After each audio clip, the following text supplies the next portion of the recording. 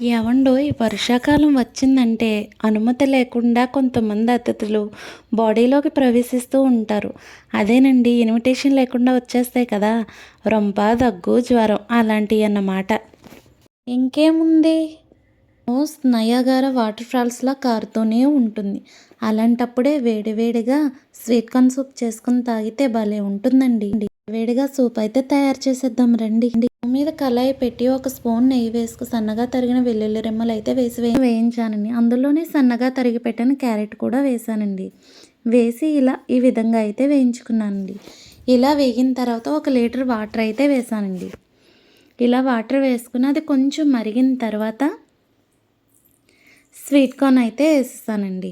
Sweet corn కూడా వేసిన తర్వాత స్వీట్ కార్న్ మిక్సీ పట్టుకొని పక్కన పెట్టుకున్న పేస్ట్ అయితే ఇందులో వేసేసాను. ఇందులో ఒక హాఫ్ స్పూన్ మిరియాల పొడి, రుచికి సరిపడగా సాల్ట్, 1 స్పూన్ పంచదార, 1 స్పూన్ వెనిగర్ కూడా వేసి ఒకసారి అయితే కలిపేసానండి. ఇలా మరిగినప్పుడు చుట్టూ ఒక తెట్టు కింద అయితే ఫామ్ అవుతుందండి. దాన్ని అయితే కొంచెం తీసేసుకోవాలి చుట్టూ, లేదంటే కొంచెం టేస్ట్ మారుతుంది. ఒక 2 స్పూన్ల కార్న్‌ఫ్లోర్ తీసుకొని అందులో కొంచెం వాటర్ వేసి ఉండలు లేకుండా కలుపుకున్నానండి. దీన్ని స్టవ్ మీద మరుగుతున్న వాటర్లో అయితే వేసి కలిపేస్తున్నాను.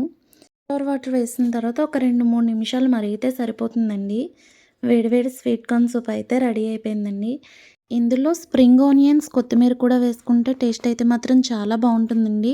మీరు కూడా తప్పకుండా ట్రై చేయండి. డైట్‌లో ఉన్న వాళ్ళకి కూడా ఇది చాలా బాగా ఉపయోగపడుతుంది.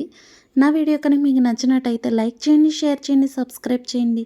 Thanks for watching.